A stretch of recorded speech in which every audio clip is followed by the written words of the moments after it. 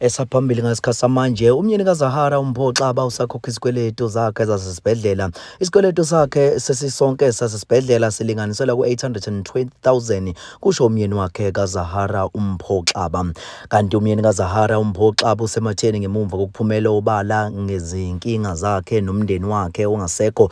Kanti kubikwa ukuthi labo babili babebophe ifindo likaSophus Lahlane kusasele izinyanga ezimbalwa ngaphambi kokuba ashone uZahara. Lo mculo wawina izindondo eziningi washona ngomhla ka-11 kuDisemba 2023 ngemuva kungeniswa cishe inyanga yonke esibhedlela esizimele eGoli. Nokho ubekwe endaweni yakhe yokugcina endaweni yangakubo e-Eastern Cape. Ngisamkhokhela isikweletu sakhe sasesibhedlela. Isikweletu sakhe sasisonke sasesibhedlela silinganiselwa ku-820 ngenhlanhla. I-medical aid ihlanganise u-712,000 wayo. Okusele kufanele ngikukhokhe akekho ozoyikhokhela emndenini.